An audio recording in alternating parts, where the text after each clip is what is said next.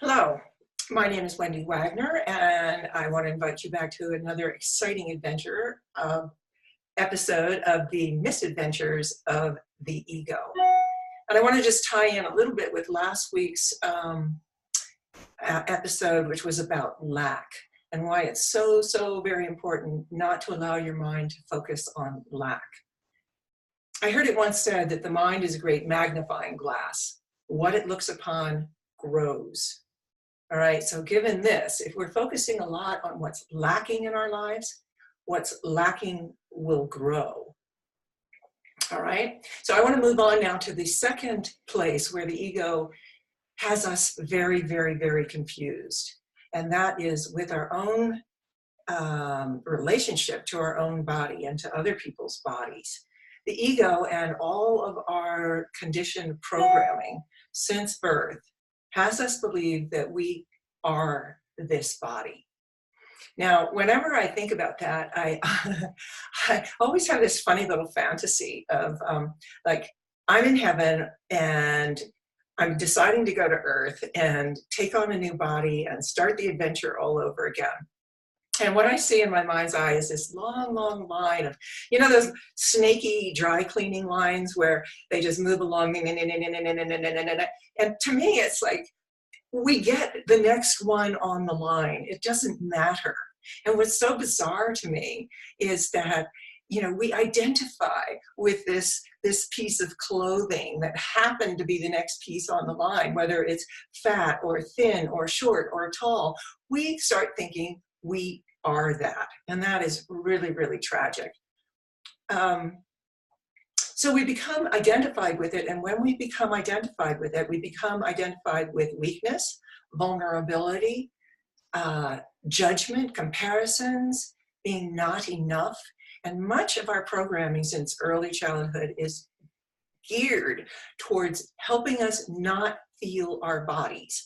Really think about all the advertising out there is geared towards taking pills or whatever to make sure you do not feel the pain, do not feel the body's messages. I mean, this is vast how much this has been done to us. And the not enough part ties into lack. And we start really feeling like our bodies, think about how often advertising is comparing bodies. And it creates a sensation of not enoughness in us. Just ladies, look through a cover, like a whole issue of Vogue, and you'll start feeling so bad because you're not perfect like those ladies. But so it creates this not enough feeling. So it naturally leads to an acquisitive nature with the body. We got to go get stuff. We got to get the perfect makeup. We got to get those wrinkle creams. We got to get more money. We got to get more prestige, right? To fill this not enough sensation that is the result of a lot of our programming around the body. In fact, the energy of the body should not be acquisitive, but expansive. And I'll get to that again in a minute. The correct attitude towards the body is that it is a vehicle. Really consider that, you know, the car you drive, imagine if you actually identified with that car as who you are, right? All the dents and how old it is and what color it is and all of that. Well, no, really, we have to start beginning to say, okay, this is the vehicle that I've been given to give energy, to give love, to interact with the world. It is my biological robot. Or maybe it's like a little animal. It is a little animal, actually. We have this bizarre combination of being this beautiful soul being sort of encased in an animal body. And the biggest part of our modern day programming is eliminating all thoughts that this is part animal, which in turn separates us from instincts. And instincts, gut instincts, are our guiding principle. So if we're completely numb to the body, we're also numb to higher frequencies, if you will, to guidance, to instinct, to our feelings, which are supposed to guide us through life.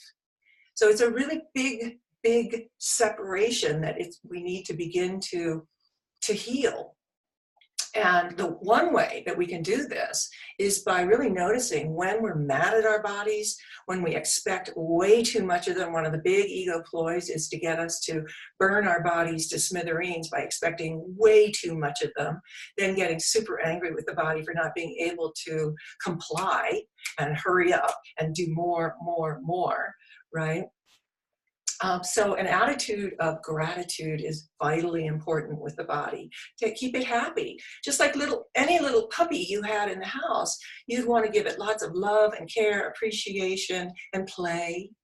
Imagine that. Play a lot, and that's going to create a happy puppy.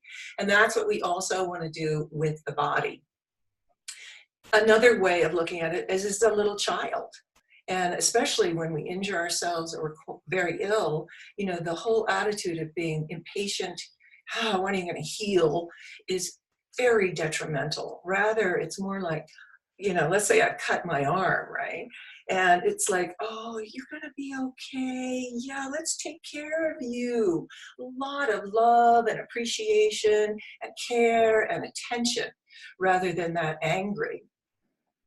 Another really important principle of the body is to focus on what it can do, not what it can't do. There's where that whole lack principle comes in again.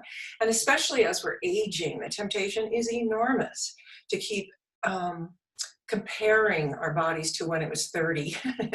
So easy. Why can't I do that anymore? Darn, I used to be able to do this. And being, once again, angry and resentful with the body for what it can't do. And this, again, is very detrimental to the body and to our souls and our minds and our emotions. One of the best things I know of to begin to get in correct relationship with the body. Now, the reason we want to do this is because, in fact, we're supposed to be communicating with this body. Imagine that.